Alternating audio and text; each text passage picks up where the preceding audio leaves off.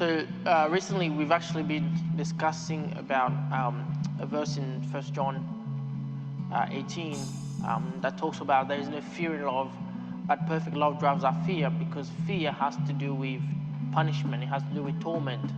And the one who fears, he lacks that love, he lacks that perfect love in him. It is impossible for a man to have both fear and love in the midst of their heart. For certain areas of your life, you cannot be fearful in that area of your life and also say you have love in that very area. And we've been just breaking this down to understand what it really means to be filled with love, and what does it mean to have that perfect love that casts out all fear. And as we were discussing this, we went through something called insecurity, which a lot of people go through, and we discussed in the early stages that insecurity meant that you believed, as a person, you believed that you did not have the power within to affect, to impact, or to change your external world.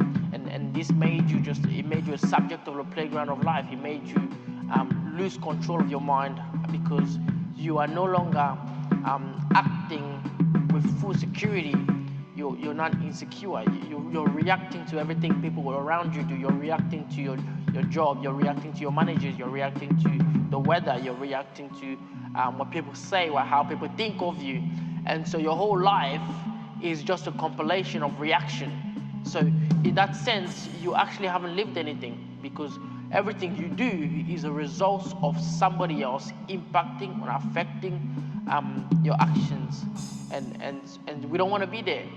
We don't want to be there. And so we discussed that the root of this stuff is rooted in fear.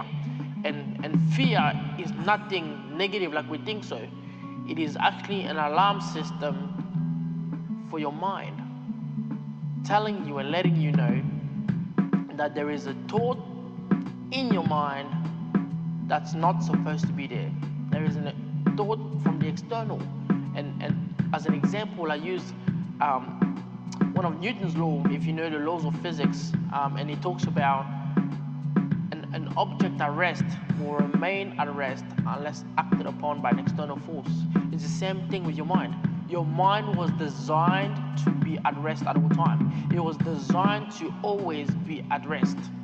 And rest doesn't mean sleeping. It's a state of mind where your provision is looked after, where your mission is set, where your purpose is guided.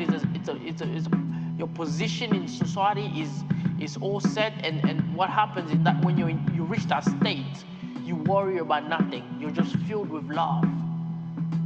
And fear cannot overcome you when you're in that state. And so what happens is that there's an external thought that comes in, and these thoughts are forces. They're forces that come from the external world to do with your environment and things that are happening in your life. And those thoughts bombard your mind. And as it bombards your mind, your body triggers that fear. And it's letting you know that at this very present time, there is thoughts from the external world that were not meant to be in your mind.